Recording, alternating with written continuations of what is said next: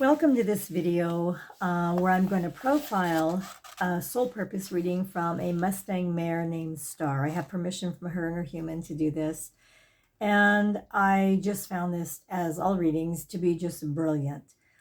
And although her focus in the reading was about shame, she actually started it with a conversation about the perspective of identifying with shame and how that it changes your behavior, and how that you lose power when you're focused on your shame and you become susceptible to the descriptions of others within your life. So her reading begins with, I'm waiting, not for me or you, but for us. Our past has caused us to fragment, and we both have suffered difficulty in remembering who we are and what we are about, truly about. Time spent in worry and emotional alienation has caused damage to us both, but it is not lost. Who we are together will heal us both. With freedom comes liberation from what once held us captive, and it also carries responsibility. Responsibility to the self is the greatest responsibility. That is why it is so often forsaken. I am and I can be so much better than how I am right now, but it requires that I allow myself to become the greatest version of myself, that I hold myself accountable for all that I am and all that I can do, and that I show up as who I am regardless of outward support or oppression. It is the same for you. Humans and horses can take on identities that have been assigned to us, and though we may act out in rebellion or frustration about those descriptions, we still embody them and accept them as our own. It is through our own acquiescence that we remain a false identity, that we carry on as we are expected rather than as we truly are. So clearly there's fabulous information in here. And I thought of a lot of ways that this applies. And an easy one would be if you have a new horse that enters your barn, or one of your friends or the people you ride with, and the horse is incredibly resistant or nervous. And it's easy to actually believe that that's what that horse is.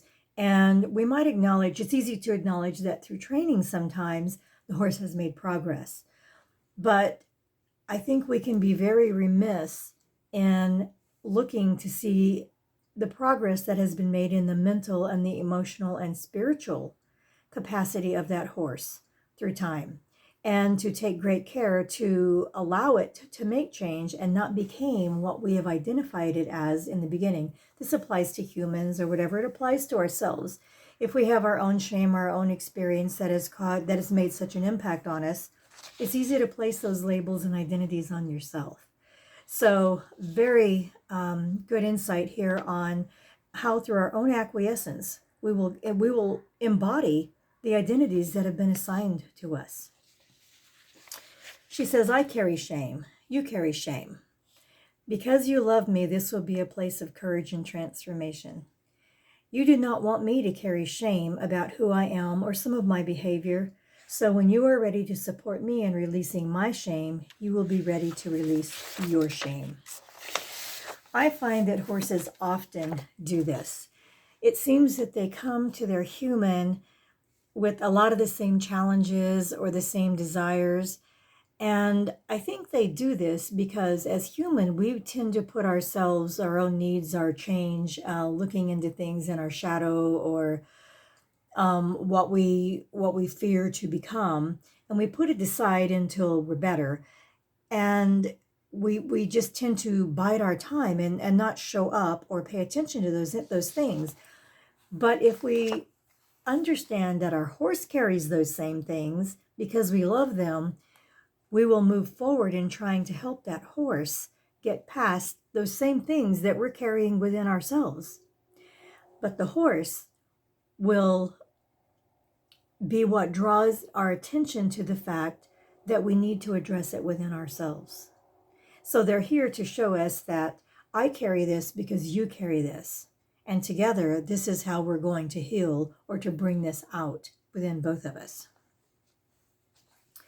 She says, shame is heavy and it blinds us to places where we hold power to make changes. It blinds us to all that we are and only reveals all that we believe we are not. Shame keeps us small and powerless, and shame often disguises itself as reason, practicality, defense, waiting, diversion, pain, or distraction. Shame thrives on the waiting game. This is the power of shame. I find it amazing that she was so insightful that she recognizes many of the attributes and the ways that shame will manifest. These are key. Once we look at some of these things that she's mentioned, we can look within ourselves. Like her human can look within her and find out what the commonality is and how that it relates to the shame that they carry.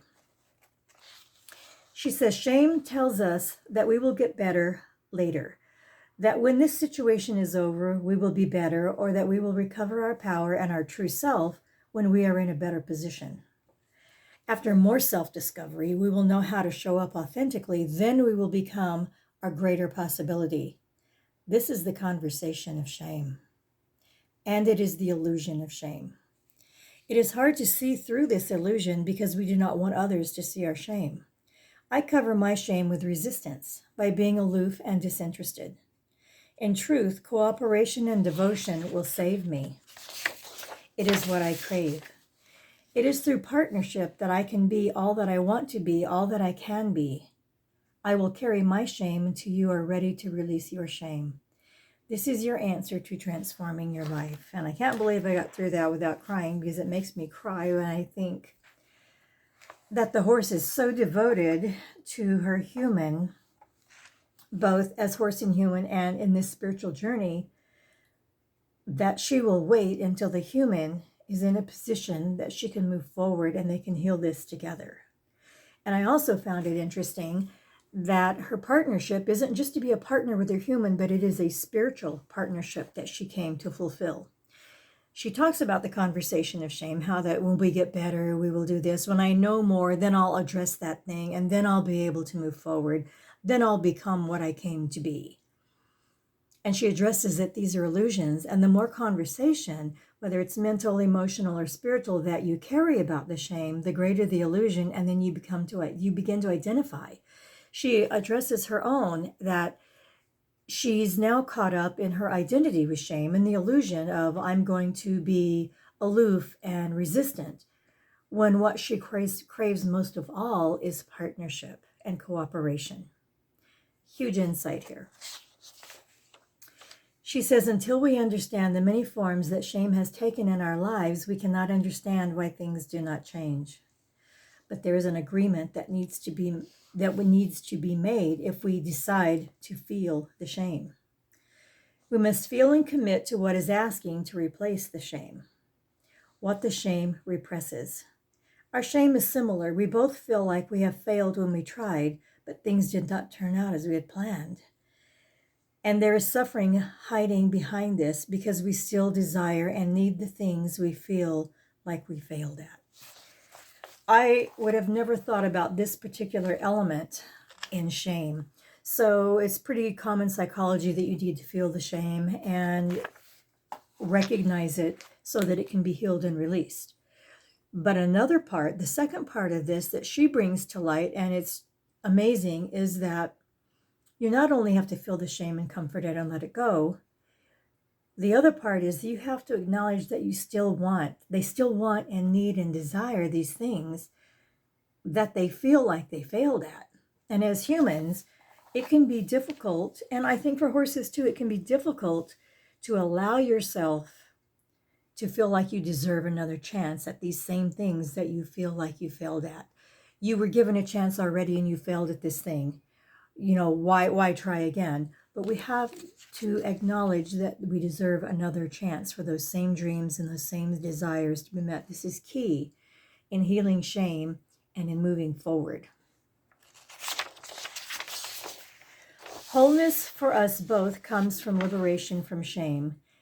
It's important to understand that shame has so much power because it manifests as something other than shame. So it is easy to keep looking for other solutions when in truth, healing the shame will heal and bring liberation to our life. There again, another brilliant statement. It's easy to keep looking for solutions when in truth, healing the shame. As long as you look for something else to address, as long as you look for something else to evolve to and to grow towards, might be a good idea. But the true progress will not happen until the shame has been healed. And it's also imperative, she mentions, shame has so much power because it manifests as something other than shame. So go back to those attributes that she had talked about before: distraction, busyness, anger, anything that you find yourself having a lot of, and look in there and see if there's a shame that is hiding, that's causing those behaviors to manifest. So those are a few excerpts I wanted to share about her stars reading. I just found this to be such a powerful reading. It was very emotional when I was doing it because she was so heartfelt and so committed to exploring this spiritual journey on healing shame within herself and within her human, and that they need to move forward together. And because of her own shame and her own reaction on taking on identities that are not authentic, she understands what is going on within her human, and she will wait until her human is ready to move forward. A true act of love and spiritual devotion. So thanks for listening. I hope that you found insight in all of this amazing wisdom from Star. Star, thank you for sharing with us. And if you're interested in more information about soul purpose readings, you can visit my website, truenorthequestrians.com. Thanks again.